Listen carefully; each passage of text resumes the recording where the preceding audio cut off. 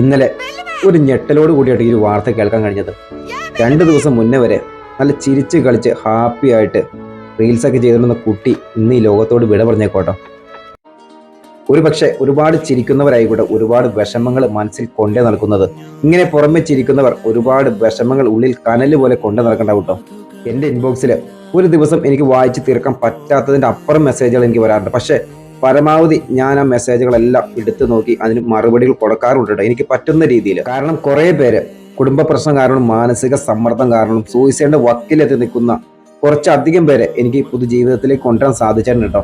നമ്മളെ കൊണ്ട് പറ്റുന്ന രീതിയിലുള്ള മോട്ടിവേഷൻ ഞാൻ കൊടുക്കാറുണ്ട്. പിന്നെ ഒട്ടുമിക്ക സ്ഥലത്തും നമ്മുടെ പ്രശ്നങ്ങൾ നാം മറ്റുള്ളവരോട് പറയാൻ ശ്രമിക്കുന്ന സമയത്ത് നിനക്ക് വട്ടാണെന്ന് പറഞ്ഞ് ചിരിച്ചങ്ങ് തള്ളും. ഇത് കേൾക്കാൻ പറ്റാത്തതുകൊണ്ട് പുറമേ അങ്ങോട്ട് ചിരിച്ച് കാണിക്കും കുറെ അധികം പേര് കേട്ടോ.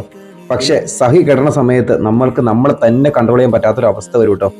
പറയണവരങ്ങനെ പറഞ്ഞുകൊണ്ട് ഈ സോഷ്യൽ മീഡിയയിൽ നമ്മൾ മറ്റുള്ള ആളുകളെ കാണുന്ന സമയത്ത് അവരത്ര ഹാപ്പി ആയിട്ടാണ് ജീവിക്കുന്നത്, അവരത്ര സന്തോഷത്തോടു കൂടിയാണ് അവരുടെ ലൈഫ് അവർ കൊണ്ടേ നടക്കണമെന്നൊക്കെ നമ്മൾ തോന്നും. പക്ഷെ ഒരിക്കലും റിയൽ അല്ല കേട്ടോ. റിയൽ ലൈഫും തമ്മിൽ ഒരുപാട് വ്യത്യാസമുണ്ട് കേട്ടോ.